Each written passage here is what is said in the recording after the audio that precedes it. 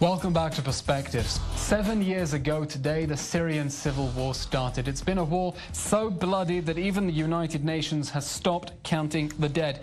It started as a wave of protests against Syrian dictator Bashar al-Assad, buoyed by the hope of the Arab Spring. But those popular protests snowballed into an armed insurgency and then open civil war, sucking in international and regional powers. It's witnessed the surge and implosion of Islamic State, Russian airstrikes, a Turkish invasion, swathes of territory in jihadist hands, and the use of indiscriminate violence and chemical weapons. Syria is no more. Cities turned to dust, communities destroyed, a state ripped apart. Let's put this in numbers for you. 5.5 million people have fled the country, over 6 million people internally displaced, 3 million trapped in besieged or remote places in desperate need of aid, 1.5 million people permanently disabled. The latest from Syria tonight, thousands of civilians, 12,000 in the latest estimate, continue to flee the besieged rebel-held enclave of Eastern Ghouta outside Damascus as Assad forces plow through to capture one of the last rebel strongholds in the country. Just a short while ago, American National Security Advisor H.R. McMaster made these comments. All civilized nations must hold Iran and Russia accountable for their role in enabling atrocities and perpetuating human suffering in Syria.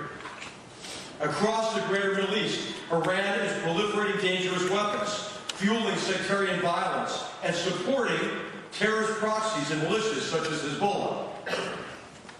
This regime proudly chants death to America and death to Israel. It further offends the conscience of every human being by denying the Holocaust. Joining us now from Washington, D.C., we have RJ Brodsky, a senior fellow at the Security Studies Group. We also have Alexey Khlebnikov of the Russian International Affairs Council joining us from Russia. Gentlemen, thank you to you both. Matthew, let's start with you. When this civil war erupted 7 years ago, did you ever imagine it was going to last so long? Initially, I did not. Things looked like they were going to go against the Assad regime, but once Hezbollah and Iran rushed into it, more enforced by 2013, and then when President Obama essentially decided to strategically reorient American Middle East foreign policy toward Iran, and then described Syria as one of Iran's equities, that pretty much sealed the deal that the United States wasn't going to be doing anything to take the situation out of Assad's hand. And here we are today with a president who has a confused foreign policy when it comes to dealing with Syria and as it relates to Iran. So that's how you have it today. A confused foreign policy, but can we make any sense of it? The United States all but evacuated the stage, but what does the U.S. want to get out of Syria now? Or what are its strategic objectives in as much as we can discern them? Well, for what's discernible, it's a little bit about, you can see the pieces there on the board. You just want to connect the dots a little bit. So the president has said that he wants to push back against Iran's influence, certainly throughout the Middle East. It wasn't until recently that Secretary of State Rex Tillerson, of course he's outgoing now, described the curtailing of Iranian influence in Syria itself as an objective. So to the extent that they want to do that, then the United States is going to have to play a much more active role, say, in creating a parallel peace process or working in the certain areas where it can, specifically in southwest along its base, to push back against Syrian forces. It all depends on what the Trump administration essentially is going to decide, how the Syrian piece of the puzzle fits into the overall Iranian puzzle. And that's a big picture piece that I'm really hoping that they decide on soon, because that decision is badly needed. Well, the White House doesn't seem to have made up its own decision what it wants from Syria, but it looks like the Kremlin does. Alexey, joining us from Moscow, at what point can President Putin declare mission accomplished in Syria? So, well, it depends on how you look at what was the initial goal in the mission. So if we agree that the main goal was to fight terrorists and to save Syria's territorial integrity and the ruling government, then of course Russia's actions indeed might be seen as successful.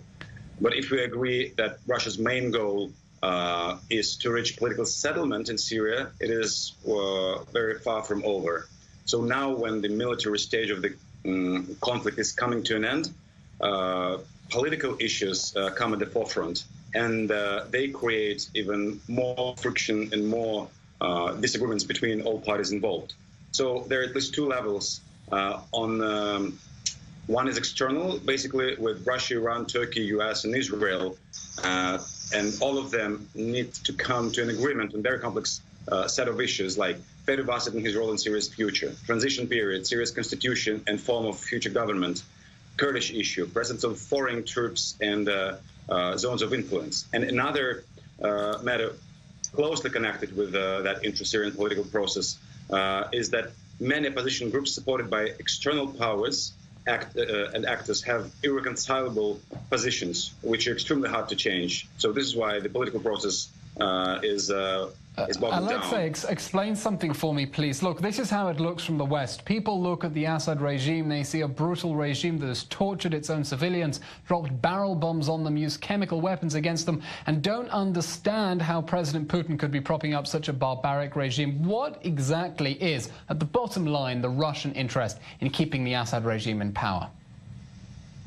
So firstly, coming to the first part of the question, so although Moscow wants to achieve the same goal as Damascus, to retake control from armed opposition groups, for instance, over eastern Ghouta, it doesn't share approach used by Damascus and Syrian forces towards those enclaves in Syria.